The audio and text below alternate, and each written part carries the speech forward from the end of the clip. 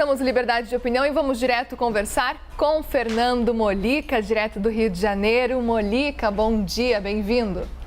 Bom dia, Muriel. Bom dia a todos. Tudo certo com você? Ensoladíssimo, bonito. Coisa boa por aí, então. Pelo menos um sol no Rio de Janeiro, né? Tava demorando para sair.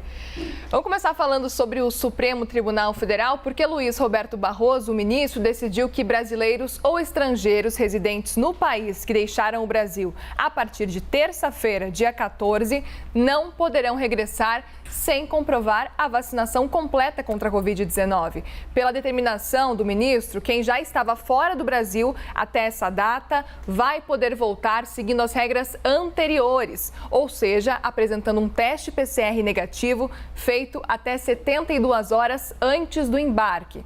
No sábado, Barroso determinou a obrigatoriedade de comprovante de imunização para todos os viajantes que chegarem ao país, lembrando, aquela portaria do governo que exigia a quarentena de 5 dias para os não vacinados.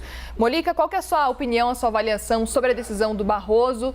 O Supremo pode restringir a entrada de brasileiros no próprio país? Olha, essa questão de restringir a entrada de brasileiros aqui no Brasil é delicada, claro. Né? Afinal de contas, o Brasil é a principal casa, é a casa natural dos brasileiros. Mas, na prática, essa decisão do Barroso muda pouquíssima coisa, né? Porque ela ressalva, quem já estivesse fora do Brasil antes da decisão dele, né, daquela decisão, pode entrar normalmente. Ela atinge principalmente quem vai embarcar. Agora, quem vai embarcar hoje, amanhã, depois de amanhã, tem que ter esse certificado na mão de vacinação, senão também não vai entrar na grande maioria dos países. Não vai entrar nos Estados Unidos, não vai entrar no Canadá, não vai entrar na Europa. Então, para embarcar, para entrar nesses outros países, os brasileiros que saírem do Brasil a partir de hoje, ou de amanhã, ou já há um tempão, já precisavam ter esse certificado de vacinas, esse certificado de vacinação. Então, não tem nenhuma novidade nisso. Aí você diz, mas o DataSUS entrou no ar.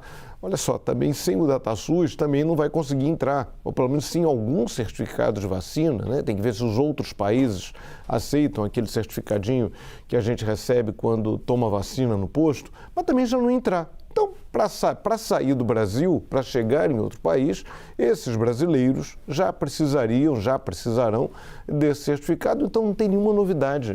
Na prática, isso influencia muito pouco. É que a gente fica com essa confusão criada, principalmente pelo governo federal, né, em particular pelo presidente Jair Bolsonaro, a gente acaba pensando muito no Brasil, se esquecendo muito do que acontece nos outros países. Até recentemente, o Reino Unido exigia quarentena, inclusive para pessoas vacinadas em outros países. Hoje, para viajar entre países europeus, entre o Reino Unido, por exemplo, e países da Europa continental, a pessoa precisa não apenas apresentar o certificado, mas fazer outro teste PCR. Conversei outro dia com um amigo meu que está lá, ele disse que está gastando mais dinheiro com PCR do que com passagem. Saiu de Londres, foi para Paris, faz o PCR, apresenta o PCR em Paris. Saiu de Paris, voltou para Londres, apresenta. Então, sim, isso é uma atitude normal que está acontecendo em outros países que têm esse cuidado de não garantir o direito de ir e vir do vírus. Né? Não é uma questão de limitar a liberdade das pessoas, é a questão de tentar limitar a liberdade do coronavírus, né? O nosso inimigo em comum. Molica, a gente fala agora do presidente Bolsonaro porque a Polícia Federal intimou o presidente a depor no inquérito que investiga o vazamento de documentos sigilosos sobre um suposto ataque hacker no Tribunal Superior Eleitoral que aconteceu em 2018. A data para o depoimento ainda não foi confirmada. Em agosto desse ano, inclusive, o presidente Bolsonaro divulgou nas redes sociais a íntegra do inquérito sigiloso da PF. Na época, o presidente questionou a segurança das urnas eletrônicas e o sistema de votação. E, segundo o TSE, a invasão não representou riscos às eleições de 2018. Molica, Bolsonaro errou ao divulgar esses documentos que são considerados sigilosos pela PF? Sim, ele errou. É claro que aí a gente entra num ponto delicado, né? Normalmente a gente tem essa questão na legislação, alguns conflitos entre artigos da mesma legislação, da própria Constituição brasileira. Né? A gente tem o direito de expressão assegurado pela Constituição brasileira. Né? Todos nós temos esse direito de expressão. Agora, existe o sigilo, né, documentos, exige sigilo a investigações, a determinadas investigações, a processos judiciais que ficam em sigilo, são exceções, mas existe isso, existem documentos que não podem ser revelados.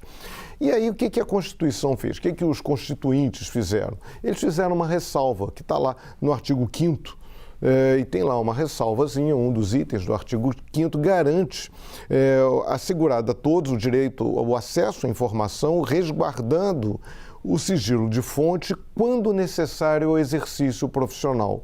Ou seja, isso se aplica muito para nós jornalistas, para o nosso exercício profissional. Nós não podemos ser processados, pelo menos não podemos ser condenados, de acordo com a Constituição, ao violar um segredo, ao trazer a público algo que esteja em segredo, porque isso faz parte da nossa profissão. Isso também se aplica a outras profissões, não se aplica exclusivamente aos jornalistas. É mais citado no caso dos jornalistas. Mas, assim, qualquer sigilo, você quebra aquele sigilo, porque isso é necessário ao exercício profissional, ok, a Constituição garante essa liberdade de expressão.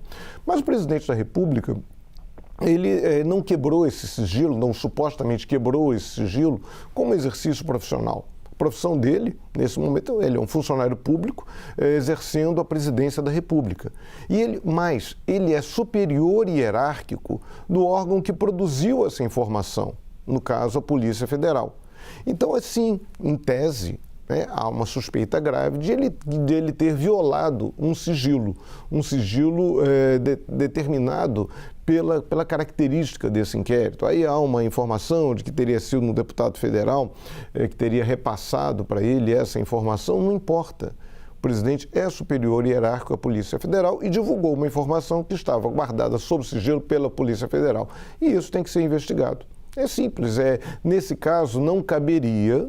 É claro que tudo em direito depende muito da interpretação, depende muito dos argumentos de defesa, de acusação, enfim, mas não caberia essa exceção prevista pela Constituição. O presidente não é blogueiro profissional, ele não tem essa função.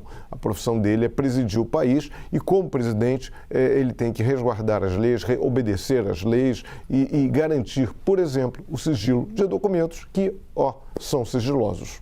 Molica, até onde pode ir essa investigação? Porque o presidente aproveitou esse momento, essa informação sigilosa da PF, que é considerada sigilosa, para divulgar e tentar argumentar que aquilo ali era um indício de fraude na eleição de 2018. Até onde pode ir, então, essa investigação? Pois isso o TSE, o Supremo Tribunal Federal, deixa isso muito claro nessa determinação de que o caso seja investigado, que o presidente usou, primeiro que ele usou falsamente. Ele deu a entender, o presidente deu a entender de que essa violação do TSE, essa entrada, a violação do sigilo do TSE, comprometeria a segurança do voto. E não tem nada a ver uma coisa com a outra. As pessoas entraram no sistema, houve hackers, invadiram o sistema do TSE, mas isso em nada afetou o processo eleitoral, isso em nada afetou o processo de contagem de votos, não houve adulteração de votos. Então o presidente misturou fatos, deu a entender que é ainda mais grave do que violar o sigilo, é que ele violou o sigilo como uma desculpa para um apoio para uma informação falsa, dando a entender que aquilo ali poderia indicar uma fragilidade do processo de votação pelas urnas eletrônicas.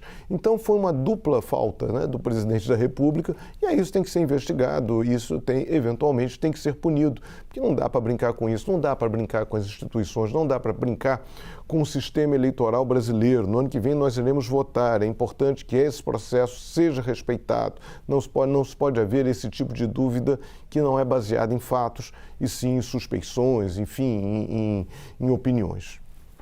Falando em investigações envolvendo o presidente Bolsonaro, ao analisar o recurso da Procuradoria-Geral da República, o ministro Alexandre de Moraes, do Supremo Tribunal Federal, decidiu nesta terça-feira manter aberto o inquérito que apura a conduta do presidente ao divulgar uma fake news que relacionava vacinas contra a Covid com a AIDS. Falamos disso ontem, inclusive. E na decisão, Moraes estabeleceu um prazo de 24 horas para que a PGR encaminhe a ele e à Polícia Federal a íntegra de tudo o que tiver sobre o assunto, ainda que sob sigilo. E ressaltou que se o prazo não for cumprido, a pena de desobediência à ordem judicial e obstrução de justiça. Vamos lembrar, na segunda-feira, o Procurador-Geral da República, Augusto Aras, questionou a abertura da investigação e argumentou que já tinha tomado providências sobre as condutas de Bolsonaro apontadas pela CPI da Covid e que, portanto, não haveria inércia ou omissão por parte da PGR. Molica, Moraes está correto em insistir nessa decisão? Olha, o ministro Alexandre de Moraes justificou bem a decisão. Vamos lá, vamos entender essa parada. O que há aí é uma queda de braço entre o Procurador-Geral da República e o Supremo Tribunal Federal, basicamente, especificamente com o ministro Alexandre de Moraes. O que está por trás disso é uma avaliação corrente entre muitos ministros do Supremo de que o Procurador-Geral da República é, assim, condescendente demais com o presidente Jair Bolsonaro. A gente lembra aí quando houve aquele caso lá da divulgação do vídeo da reunião, a Procuradoria-Geral da República fez um pedido de restrição à divulgação que era ainda mais rígido do que o pedido feito pela Advocacia Geral da União, a quem cabe, nesse caso, defender o presidente da República. Então, esse excesso de zelo, esse excesso de cuidado da PGR com o presidente da República acaba irritando ministros do Supremo Tribunal Federal. O que fez? No início de dezembro, o ministro Alexandre de Moraes determinou a abertura dessa investigação, aquela história do presidente associar vacinas contra a Covid com uma eventual maior possibilidade de as pessoas contraírem a AIDS, que obviamente é uma fake news, né? É uma mentira, e mandou investigar esse troço a pedido até da CPI da pandemia. E aí mandou isso para a Procuradoria-Geral da República. Aí o Procurador-Geral Augusto Aras disse que já estava investigando esse assunto, que havia uma investigação interna na PGR que tratava disso e que, pela Constituição, cabe ao Ministério Público a titularidade da ação penal pública. Então, que não caberia haver essa investigação e solicitou ao Supremo que cancelasse esse inquérito aberto pelo Alexandre de Moraes, né? Ainda alegou que o Alexandre de Moraes não tinha competência para tratar desse assunto, que não havia aí os casos não deveria ter ido parar na mão dele. Aí o Alexandre de Moraes respondeu ali com o pé alto, né? Foi no joelho do Augusto Aras. Em primeiro lugar, ele disse, olha, que cabe sim, o Ministério Público tem essa titularidade da ação penal pública, mas ele não é o único responsável pelas investigações penais. Até citou, delegados de polícia podem investigar. Né? Isso foi preservado pela Constituição, isso foi reconhecido pelo Supremo Tribunal Federal. Ainda disse outra coisa, olha, uma coisa é a investigação interna da PGR, uma investigação a qual o Supremo não tem acesso, o Supremo não pode fiscalizar, não tem um acesso direto a essa investigação. E esse caso, como tantos outros que envolvem o presidente da República, deveria haver um inquérito, que aí sim, e aí o Supremo, a PGR conduz esse inquérito, manda para a Polícia Federal investigar e o Supremo Tribunal Federal faz a verificação, faz a fiscalização daqueles procedimentos. Isso é que é o correto. Então, o que o Alexandre de Moraes fez? Mandou, seguinte, eu tinha dado um prazo de 15 dias para você mandar essa apuração. Agora não tem mais 15 dias não, 24 horas. E trata de mandar esse troço para cá e eu vou manter esse inquérito aberto. Isso é uma prerrogativa, o Supremo tem esse direito, estamos conversados. Vamos ver agora o que o Augusto Aras vai fazer, se ele vai tentar recorrer, mas é uma situação, mais uma vez, constrangedora para o Procurador-Geral da República, que mais uma vez se vê aí questionado, tem a sua ação questionada no Supremo Tribunal Federal por conta de ações que envolvem o presidente da República. Molica, rapidamente, quem tem a última palavra nessa briga, Aras ou Moraes? Olha, a Procuradoria-Geral da República tem muito poder. O próprio Moraes, o ministro Alexandre de Moraes, reconhece que no caso de apresentação de denúncia ou arquivamento, essas decisões são prerrogativas, no caso da Procuradoria-Geral da República. Mas o Supremo é Supremo, está no nome. Então, o que o Alexandre de Moraes está dizendo é que esse caso específico não se enquadra nessas prerrogativas específicas do Ministério Público, no caso, Procuradoria-Geral da República. Então, o que ele está dizendo, olha, amigo, tudo bem, você manda uma porção de coisa, mas nisso aqui mando eu, você não manda em tudo, e eu sou Supremo, como diz a palavra Supremo Tribunal Federal. por enquanto, vale o Supremo. Até que, a menos que o Supremo, o plenário do Supremo, em caso de recurso, revogue a decisão do Alexandre de Moraes. Fora isso, amigo, não tem como. Acima do Supremo não tem ONU, não tem OEA, não tem ninguém. Muriel. Vamos acompanhar, Molica. Obrigada, um ótimo dia para você. Aproveite o dia ensolarado aí no Rio de Janeiro. Obrigado. Bom dia para todo mundo.